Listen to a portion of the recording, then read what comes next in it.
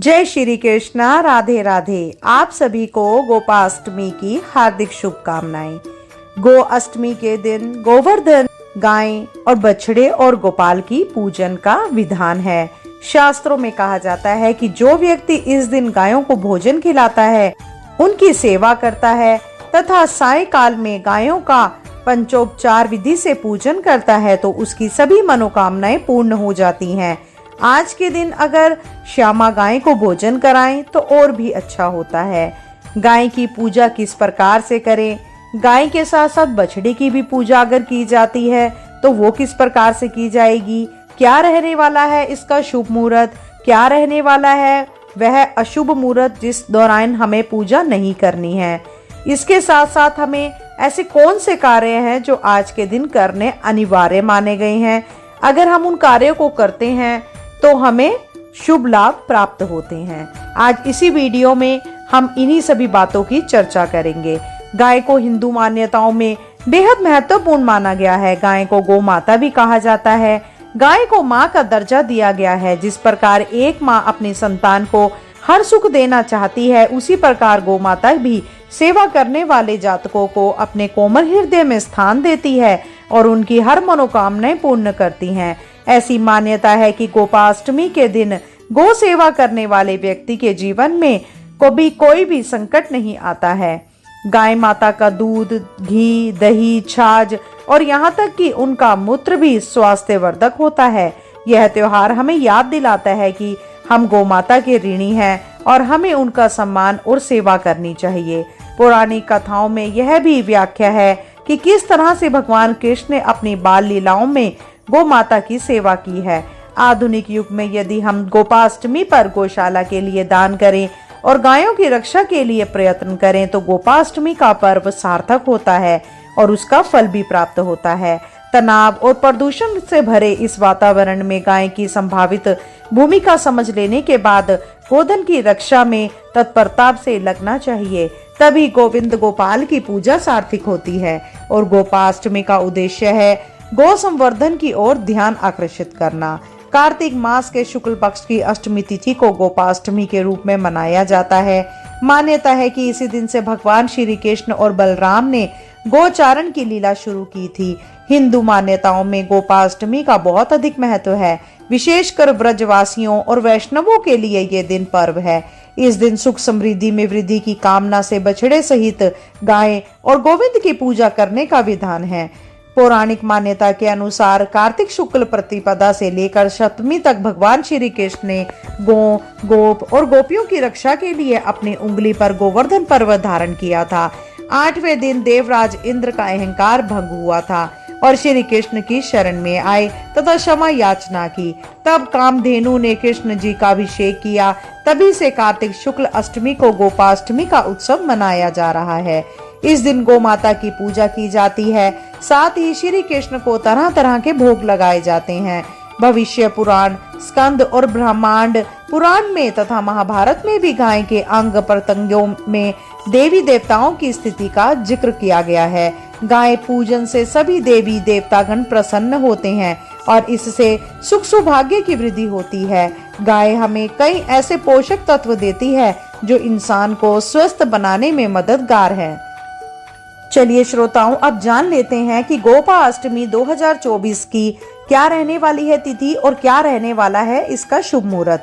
पंचांग के अनुसार कार्तिक मास के शुक्ल पक्ष की अष्टमी तिथि की शुरुआत 8 नवंबर को रात्रि 11:56 से होगी। वहीं इस तिथि का समापन अगले दिन यानी 9 नवंबर को रात्रि 10:45 पर होगा। ऐसे में गोपाष्टमी का पर्व 9 नवंबर को मनाया जाएगा।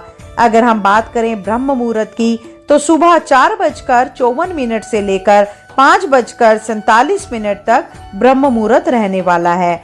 विजय मुहूर्त दोपहर 1:53 से 2:37 तक रहने वाला है।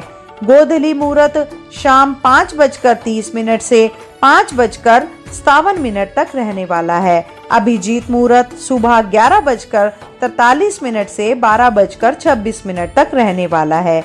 अगर अशुभ समय की बात करें तो राहु काल सुबह 9:22 से लेकर 10:43 तक रहने वाला है और गोलिक काल सुबह 6:39 से 8:01 तक रहने वाला है। चलिए दोस्तों, अब बात कर लेते हैं कि गोपाष्टमी की पूजन विधि। प्रतिवर्ष कार्तिक शुक्ल अष्टमी को गोपाष्टमी के रूप में मनाया जाता है। इस वर्ष यह पर्व 9 नवंबर को मनाया जा रहा है। इस दिन भगवान श्री कृष्ण ने गोचारण लीला शुरू की थी। गाय को गो माता भी कहा जाता है। पुराणों के अनुसार कार्तिक शुक्ल अष्टमी के दिन माँ यशोदा ने भगवान कृष्ण को चराने के लिए जंगल भेजा था। गो अष्टमी पर गो, ग्वाल और कृष्ण को पूजने का महत्व है। दोस्तों, इसके लिए आपको कार्तिक शुक्ल अष्टमी के दिन प्रातःकाल में उठकर नित्य क्रम से निर्वित्र होकर स्नान आदि करते हैं। प्रातःकाल में ही गायों को भी स्नान आदि कराकर गौ माता के अंग में मेहंदी, हल्दी, रंग के छापे आदि लगाकर सजाया जाता है। इसके पश्चात बछड़े सहित गाय की पूजा करने का विधान है।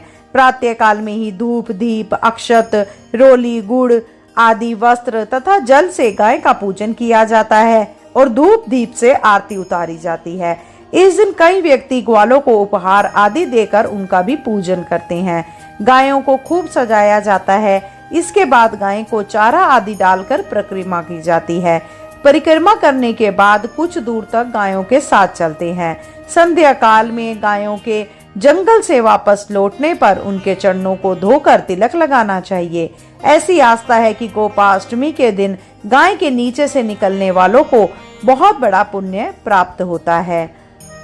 श्रोताओं, चलिए आप जान लेते हैं ऐसे कौन से अनिवार्य कार्य हैं जिन्हें हमें गोपाष्टमी के दिन करना चाहिए। गोपाष्टमी पर शुभ और ब्रह्म मुहूर्त में गाय और उनके बछड़ों को नहला धुला कर श्रृंगार किया जाना चाहिए। गाय को सजाने के बाद गौ माता की पूजा और परिक्रमा इस दिन आप अवश्य करें। परिक्रमा करने के बाद गाय और उसके बछड़े को घर से बाहर लेकर जाएं और कुछ दूर तक उनके साथ चलें। इस दिन कहा जाता है कि आपको ग्वालों को भी दान अवश्य करना चाहिए।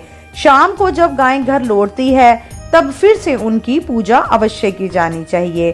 गोपाष्टमी पर गाय को हरा चारा, हरा मटर और गुड़ आदि खिलाने की परंपरा है।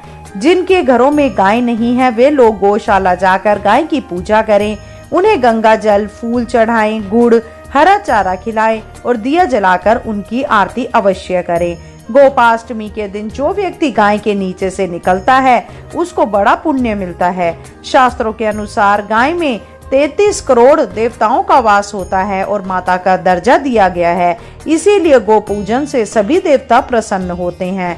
गोपाष्टमी के शुभ अवसर पर गौशाला में गो संवर्धन हेतु गो पूजन का कार्यक्रम भी आयोजित किया जाता है। गो पूजा में यथाशक्ति दक्षिणा, भोजन, अन्य वस्तु इत्यादि दान की जा सकती हैं। श्रोताओं, आज के लिए इतना ही। मैं आशा करती हूँ मेरे द्वारा बताई गई यह जानकारी आपके लिए उपयोगी होगी। अगर आपको यह जानकारी जरा सी भी इम्पोर्टेंट लगी हो या आपके लिए उपयोगी हो तो कृपया करके वीडियो को लाइक और शेयर करें और अगर आप चैनल पे नए हैं तो सब्सक्राइब अवश्य करें। जल्द मिलते हैं नई वीडियो नई जानकारी के साथ। जब तक के लिए जय श्री कृष्णा, राधे राधे।